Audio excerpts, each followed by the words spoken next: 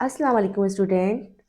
आज की क्लास में मैं आपको अकाउंट इक्वेशन कॉन्सेप्ट वाइज और प्रैक्टिकली दोनों तरीके से सॉल्व करके दिखाऊंगी। अकाउंट इक्वेशन जिसे बैलेंस शीट इक्वेशन भी कहा जाता है, किसी भी बिजनेस की नेट वर्थ या एक्चुअल वैल्यू को शो करती है। नेट वर्थ क्या होती है? किसी भी बिजनेस ने जितने एसेट्स ग्रो किए होते हैं वो दिखाती है। इसके साथ ही लायबिलिटीज और ऑनर का जो शेयर है बिजनेस में उसे भी शो करती है। तो अकाउंटिंग इक्वेशन के जरिए किसी भी बिजनेस की नेट वर्थ को आप इजीली फाइंड कर सकते हैं। यानी किसी भी बिजनेस की अगर आपको ये देखना है कि उसके पास टोटल कितनी वर्थ है उस बिजनेस की, तो आप अकाउंटिंग इक्वेशन के जरिए इजीली देख सकते हैं। तो accounting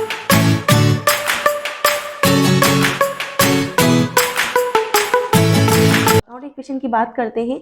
the accounting equation is a fundamental principle of accounting. Accounting equation क्या है? किसी भी बिजनेस का या अकाउंटिंग का फंडामेंटल प्रिंसिपल है, यानी बुनियादी असूल है। Which says the asset are always equal to the sum of liabilities and capital, यानी ऑनर्स इक्विटी। विच स्टेट जो कि बताता है कि एसेट्स किसके इक्वल होने चाहिए? कैपिटल प्लस लाइबिलिटी के। यानी कि किसी भी बिजनेस के जो एसेट्स हैं वो किसके इक्वल होते हैं? कैपिटल और लाइबिलिटी के। एग्जाम्पल देती हूँ। सपोज करें कि एक बिजनेस ओनर ने 1 लाख रुपीज बिजनेस में इन्वेस्ट किए हैं, या ये बिजनेस ओनर का कैपिटल हो गया 1 लाख रुपीज। इसके साथ ही उसने 2 लाख की मर्चेंडाइज परचेज करी है ऑन अकाउंट, उधार पर। तो 2 लाख की मर्चेंडाइज जो कि एसिड है उधार पे परचेज करी है, तो लाइबिलिटी 2 लाख की हो गई और 1 लाख रुपीज हमारे पास कैपिटल ऐड हुआ बिजनेस में। तो टोटल हमारे पास जो क्रेडिट साइड है इक्वेशन का 3 लाख रुपीज हो गए। तो एसिड में क्या इंक्रीज हुआ? एसिड साइड पे कैश प्लस मर्चेंडाइज जो कि दोनों एसिड्स हैं, टोटल 3 लाख से इंक्रीज हुए हैं। ठीक है, आगे देखते हैं। It explain the dual effect of every business transaction. Account equation her transaction का डबल इफेक्ट शो करेगी। यानी कि जब हम ट्रांजेक्शन्स को अकाउंट इक्वेशन की फॉर्म में लिखने की कोशिश करेंगे या लिखेंगे तो उसका ड्यूल इफेक्ट होगा। ठीक है, जितने भी ट्रांजेक्शन है अकाउंट इक्वेशन में हम उसको डबल इफेक्ट के साथ नोट करेंगे। ठीक है, ये रिकॉर्ड करेंगे। And ensures that the total assets of a business, और ये इंश्योर करेंगे कि टोटल एसेट्स किसके इक्वल होंगे? Are finance by liabilities and the owners capital, के तमाम एसेट्स किसके इक्वल होने चाहिए? लाइबिलिटीज प्लस कैपिटल के, यानी कि both sides are equal in balance. ठीक है, अकाउंट इक्वेशन हमारी है assets is equal liabilities plus capital. Capital owners equity both are same term. कुछ रूल्स हैं अकाउंट इक्वेशन को बनाने के, उनको डिस्कस कर लेते हैं। Every transaction has at least 2 effect. जैसे कि बताया आपको मैंने कि अकाउंट इक्वेशन में तमाम जितनी भी ट्रांजेक्शन्स हम रिकॉर्ड करेंगे या पोस्ट करेंगे उसका ड्यूल इफेक्ट शो करेंगे। ठीक है, डबल इफेक्ट के साथ शो करेंगे। सेकेंड रूल है expense losses deducted from capital. जितने भी एक्सपेंस और लॉसेस होंगे वो कैपिटल से माइनस कर दिए जाएंगे, उसका अमाउंट रिड्यूस किया जाएगा, कम किया जाएगा, डिडक्ट किया जाएगा। नंबर थर्ड हमारा जो रूल या पॉइंट है, all income gains add in capital. तमाम इनकम और गेन्स ऐड कर दी जाएंगे कैपिटल में। जी स्टूडेंट, तो अब मैं आपको प्रैक्टिकल अकाउंटिंग इक्वेशंस को ट्रांजेक्शन को पोस्ट करके दिखाती हूँ अकाउंटिंग इक्वेशन में। तो ये हमारा जो है फॉर्मेट है, सबसे पहले सीरियल नंबर आएगा, फिर ट्रांजेक्शन्स होंगी, ट्रांजेक्शन का कॉलम होगा, फिर जितने भी एसेट्स होंगे वो यहाँ मेंशन किए जाएंगे। ठीक है, फिर is equal liabilities plus capital. तो कुछ अकाउंटिंग इक्वेशंस हैं मेरे पास जो मैं आपको रिकॉर्ड करके दिखाने वाली हूँ। ये कुछ अकाउंटिंग इक्वेशंस हैं, ठीक है, जिनको मैं नोट करके आपको दिखाऊंगी। नंबर फर्स्ट है the owner invested cash in the business rupees 1 lakh rupees. Second है purchase a computer and photostat machine on credit rupees 50,000। Third one है purchase merchandise on cash rupees 20,000। Fourth है paid liability to creditor rupees 10,000। Number fifth है withdraw cash for personal use 5,000। Six है sold merchandise for cash 15,000। Seventh है paid rent rupees 5,000। Eight one है borrow loan from bank rupees 10,000। Ninth है purchase supplies on account ₹7,000। इसी तरह से 10 है हमारी ट्रांजेक्शन पेड टू बैंक ₹5,000। तो ये कुछ ट्रांजेक्शन थी जो कि मैं आपको पोस्ट करके दिखाऊंगी। तो नंबर 1 है कैश इन्वेस्टेड ₹1,00,000। कैश बिजनेस में इन्वेस्ट किया गया है ₹1,00,000। इट्स मीन के कैश हमारे पास ऐड हुआ है और इसके साथ ही कैपिटल भी इंक्रीज हुआ है क्योंकि ऑनर ने कैश बिजनेस में इन्वेस्ट किया है। तो मैं कैश की कॉलम में ₹1,00,000 ऐड कर दूंगी। इसके साथ ही कैश जो कि इन्वेस्ट किया गया है कैपिटल में भी मैं रिकॉर्ड करूंगी। कितने रुपीस रिकॉर्ड करूंगी कैपिटल में? कैपिटल में रिकॉर्ड करूंगी मैं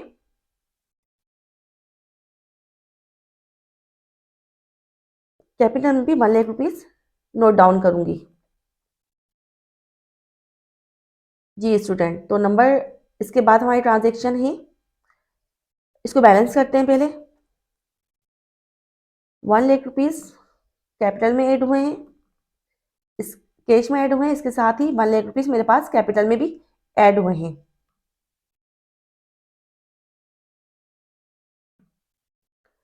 जी स्टूडेंट, तो नंबर सेकंड ट्रांजेक्शन हमारी है purchase equipment on credit ₹50,000। Photo state machine और कंप्यूटर परचेज किया गया था, तो फोटो स्टेट मशीन और कंप्यूटर इक्विपमेंट में शामिल होते हैं। ठीक है, तो इक्विपमेंट हमारे पास ऐड हुआ है कितने का? ₹50,000 का, जो कि उधार पे ऐड हुआ है। तो इक्विपमेंट में मैं कितने पोस्ट करूंगी? इक्विपमेंट में पोस्ट करूंगी ₹50,000 टोटल अमाउंट। और चूंकि उधार परचेज किया गया है, उधार से लिया गया है, तो लाइबिलिटीज भी तो इंक्रीज हुई है हमारे पास। कितने से इंक्रीज हुई है? ₹50,000 से। तो टोटल करते हैं, ₹1,00,000 हमारे पास कैश में मौजूद है। इसके साथ ही 50,000 हमारे पास इक्विपमेंट में ऐड हो चुके हैं। लाइबिलिटी हमारे पास 50,000 से ही इंक्रीज हुई है और कैपिटल में ₹1,00,000 मौजूद है बैलेंस।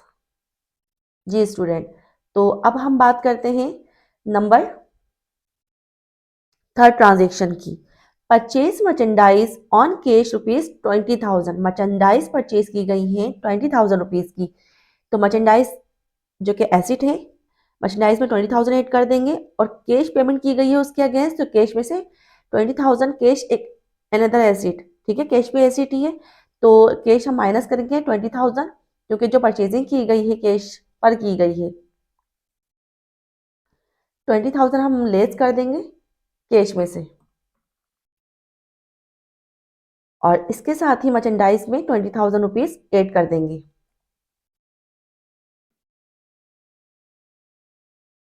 बैलेंस करते हैं, 1,00,000 में से 20,000 जब हम लेस करते हैं तो बैलेंस हमारे पास ₹80,000 आएगा। इक्विपमेंट में 50,000 ही मौजूद है बैलेंस हमारे पास।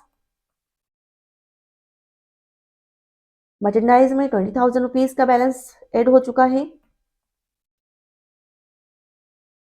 लाइबिलिटी 50,000 ही की पड़ी हुई है, यानी 50,000 का बैलेंस है लाइबिलिटी में और कैपिटल में ₹1,00,000 का बैलेंस है।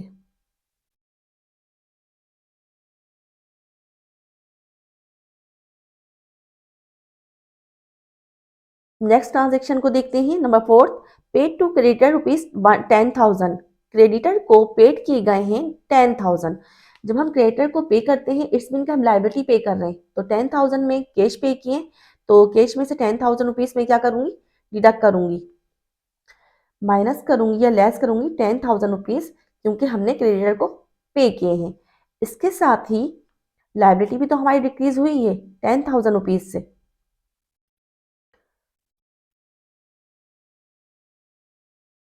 कैश डिडक्ट करेंगे, इसके साथ ही लाइबिलिटी भी डिक्रीज करेंगे। तो बैलेंस करते हैं अमाउंट का।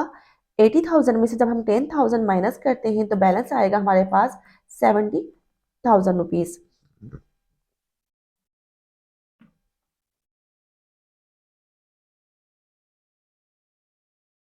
बाकी बैलेंसेस भी मैं रिकॉर्ड कर रही हूँ।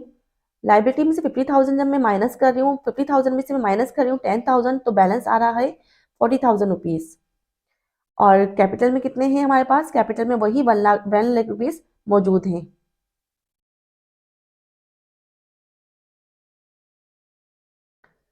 जी जनाब, तो नंबर 5th ट्रांजेक्शन को वॉच करते हैं, withdraw cash for personal use. Withdraw cash for personal use के लिए कैश विड्रॉ करा गया है। जब भी विड्रॉ करेंगे कैश पर्सनल यूज के लिए, अपनी जाती इस्तेमाल के लिए, तो ये एक एक्सपेंस होता है, ठीक है, जो कि ऑनर अपने जाती इस्तेमाल के लिए बिजनेस से पैसे निकालता है। तो ट्रांजेक्शन हम नोट करेंगे, कैश हमारे पास से कम हुआ है कितना, 5,000 रुपीज। तो कैश में से मैं 5,000 माइनस करूंगी, और विड्रॉ एक कैश किया गया है यानी कि एक्सपेंस हुआ है, ड्राइंग का एक्सपेंस रिकॉर्ड करेंगे, तो उसके लिए भी मैं क्या करूंगी, कैपिटल में से माइनस करूंगी। तो कैपिटल में से माइनस करूंगी किस तरह से, मैं 1 लाख रुपीज, 1 लाख रुपीज पहले से हमारे पास मौजूद हैं कैपिटल में बैलेंस। अब चूंकि ऑनर ने अपने जाती इस्तेमाल के लिए 5,000 रुपीज बिजनेस से निकाले हैं, तो 1 लाख रुपीज में 5,000 में लेस करूंगी। तो 1 लाख में से 5,000 जब मैं लेस करती हूँ तो अमाउंट आएगा 95,000 रुपीज। इसी तरह से कैश में कितना अमाउंट आएगा, कैश में आएगा 70,000 में से जब मैं 5,000 माइनस करती हूँ तो 65,000 बैलेंस आएगा हमारे पास, ठीक है। बाकी बैलेंसेस भी नीचे में नोट डाउन कर देती हूँ।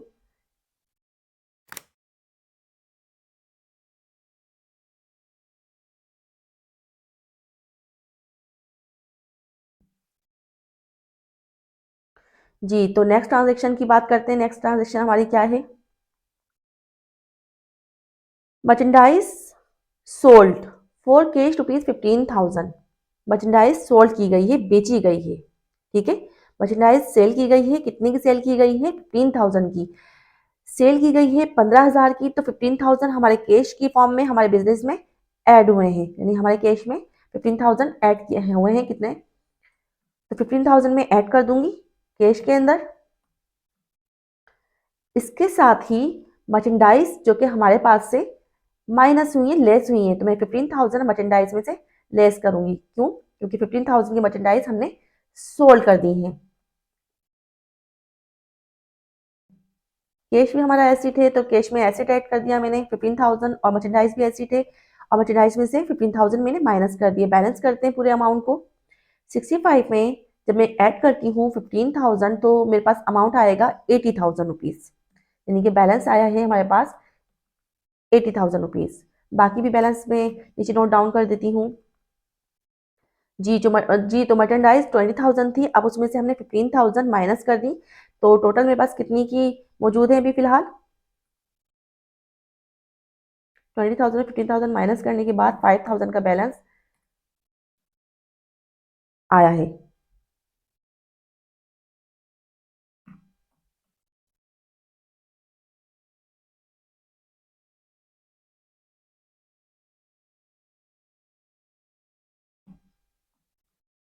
और 7 ट्रांजेक्शन को वॉच करते हैं। पेड रेंट एक्सपेंस ₹5,000, 5,000 के रेंट एक्सपेंसेस पे किए गए हैं, तो कैश की फॉर्म में पे किए गए हैं, तो कैश में से 5,000 रुपीज में डिडक्ट करूंगी। इसके साथ ही एक्सपेंस और लॉसेस कहाँ से हम माइनस करते हैं, कहाँ से डिडक्ट करेंगे, कैपिटल में से। तो कैपिटल में से भी मैं 5,000 रुपीज डिडक्ट करने वाली हूँ। तो माइनस करते हैं 5,000 रुपीज कैपिटल में से, क्योंकि ये एक्सपेंस है, और एक्सपेंस कहाँ रिकॉर्ड किया जाता है, कैपिटल में से माइनस किए जाते हैं। 95,000 में से जब मैं 5,000 माइनस करती हूँ तो अमाउंट आएगा, बैलेंस आएगा मेरे पास 90,000। लाइबिलिटी में 40,000 रुपीज बैलेंस है मौजूद। इसके साथ ही 88,000 में से जब मैं 5,000 लेस करती हूँ तो 75,000 मेरे पास कैश का बैलेंस आ रहा है। 50,000 रुपीज के इक्विपमेंट मौजूद हैं, इक्विपमेंट के बैलेंस में 50,000 रुपीज मौजूद हैं, और 5,000 की मर्चेंडाइज अभी भी बैलेंस में मौजूद है मेरे पास। नेक्स्ट ट्रांजेक्शन वॉच करते हैं जो कि नंबर 8 ट्रांजेक्शन है। जी, बोरो लोन फ्रॉम बैंक, बैंक से लोन लिया गया है, ठीक है, कितना, 10,000 रुपीज बैंक से लोन बोरो किया गया है, तो 10,000 रुपीज कैश की फॉर्म में हमारे पास ऐड हुए हैं, इसके साथ ही एक चीज और ऐड हुई है, लाइबिलिटी, क्योंकि उधार लिया गया है तो 10,000 रुपीज में ऐड कर दूंगी, किसमें, कैश के अमाउंट में, और 10,000 में ऐड कर दूंगी किसमें, लाइबिलिटी में, क्योंकि लाइबिलिटी है, लोन जो लिया गया है बैंक से वो उधार पे लिया गया है, तो उधार हमारे लिए क्या होती है, उधार हमारे लिए लाइबिलिटी होती है। बैलेंस करते हैं, कैपिटल में 90 का ही बैलेंस मौजूद है, 90,000 से कैपिटल का बैलेंस है,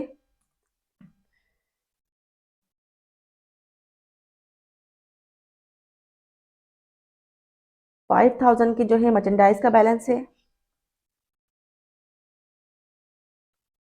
50,000 इक्विपमेंट में बैलेंस है, और 75 में जब मैं 10,000 ऐड करती हूँ कैश में तो 85,000 मेरे पास कैश का बैलेंस आ रहा है। ठीक है, नंबर 9 ट्रांजेक्शन वॉच करती हूँ, परचेज सप्लाईज ऑन अकाउंट ₹7,000, 1,000 की सप्लाईज परचेज की गई हैं। ठीक है, तो ऑन अकाउंट उधार पे परचेज की गई हैं, यानी कि सप्लाईज तो परचेज की गई हैं लेकिन उधार पे परचेज की गई हैं, तो सप्लाईज एक्सिट होता है तो एक्सिट में रिकॉर्ड कर दूंगी 7,000 रुपीज। सप्लाईज जो है हमारे पास एसिड होता है। ठीक है, तो मैं सप्लाईज में कितने रिकॉर्ड कर दूंगी, सप्लाईज में रिकॉर्ड कर दूंगी मैं 7,000 रुपीज। इसके साथ ही चूंकि उधार पे परचेज किया गया है 7,000 तो लाइबिलिटी में भी ऐड करूंगी मैं, लाइबिलिटी भी 7,000 से इंक्रीज हुई है मेरे पास।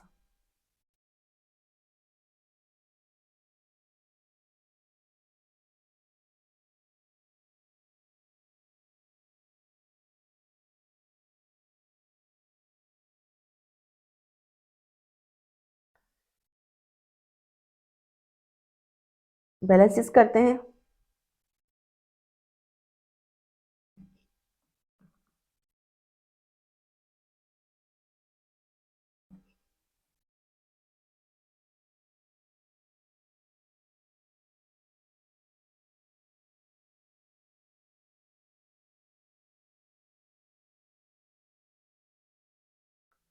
जी। तो लाइबिलिटी पहले से हमारे पास 50,000 मौजूद थे, अब मैं इसमें 7,000 ऐड कर रही हूँ तो टोटल जो लाइबिलिटी का बैलेंस आ जाएगा हमारे पास 57,000 हो जाएगा। ठीक है, और कैपिटल में वही 90,000 का ही अमाउंट बैलेंस मौजूद है। तो नंबर लास्ट वन ट्रांजेक्शन में नोट कर रही हूँ, क्या लास्ट वन ट्रांजेक्शन है, paid to bank, paid to bank ₹5,000 bank को हमने पे किए हैं।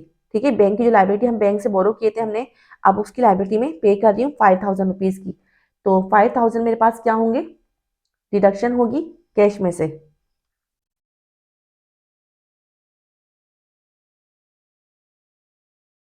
जी, इसके साथ ही चूंकि लाइबिलिटी है और लाइबिलिटी हमारे पास से डिक्रीज हो रही है, कितने से डिक्रीज हो रही है, 5,000 रुपीज से, तो मैं लाइबिलिटी साइड पे भी 5,000 रुपीज डिडक्ट करूंगी। जी, 5,000 से कैश कम हुआ, 5,000 से लाइबिलिटी कम हुई, तो बैलेंसेस निकालते हैं। बैलेंसेस हमारे पास जो आ रहे हैं, जी, तो हमारे पास अब कैश में मौजूद है 70। जब 85 में से मैं 5,000 माइनस करती हूँ तो अब बैलेंस आएगा मेरे पास कैश का 80,000 रुपीज। ठीक है, और इसके साथ ही इक्विपमेंट में 50,000 का बैलेंस मौजूद है मेरे पास, और इसके साथ ही मर्चेंडाइज में 5,000 का बैलेंस मेरे पास मौजूद है, सप्लाईज में 7,000 रुपीज ऐड हुए थे, 7,000 का ही बैलेंस है, कैपिटल लाइबिलिटी जो कि 57,000 हो चुकी थी, अब उसमें से मैं 5,000 माइनस करती हूँ तो 52,000 रुपीज, 52,000 रुपीज मेरे पास बैलेंस आ रहा है। ठीक है, 52,000 रुपीज मैंने नोट कर दिए लाइबिलिटी साइड पे। इसी तरह से मैं कैपिटल में कितना, 90 का ही बैलेंस मेरे पास मौजूद है।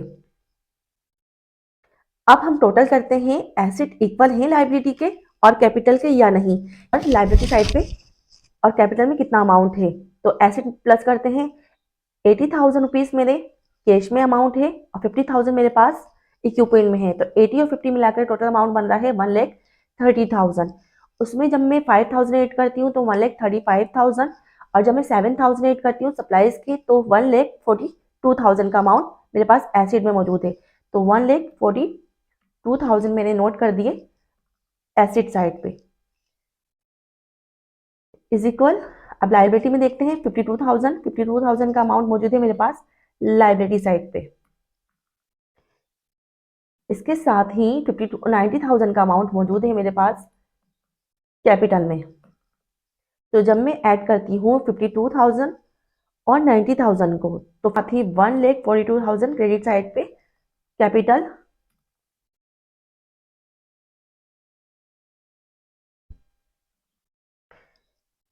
जी स्टूडेंट। तो एसेट में 1,42,000 का बैलेंस आ रहा है और 52,000 90,000 को ऐड करने के बाद भी, यानी लाइबिलिटी और कैपिटल का अमाउंट ऐड करने के बाद भी 1,42,000 बन रहा है मेरे पास। तो 1,42,000 मेरा क्रेडिट पे मौजूद है और 1,42,000 मेरा डेबिट साइड पे मौजूद है। तो ये कुछ ट्रांजेक्शन थी जो मैंने आपको पोस्ट करके दिखाई है। ठीक है, आई होप कि आप लोगों को समझ आ चुकी होंगी। कोई भी क्यूरी, कोई क्वेश्चन हो इस क्लास के हवाले से, इस क्वेश्चन के हवाले से, तो इन कमेंट्स में लाजिम मुझसे पूछें। प्लीज़ अगर मेरी इस क्लास से कुछ भी आपको सीखने को मिला हो तो मेरे चैनल को सब्सक्राइब करें, मेरी वीडियो को लाइक करें, ताकि आने वाली क्लासेस से आपको और फ़ायदा हो। Thank you.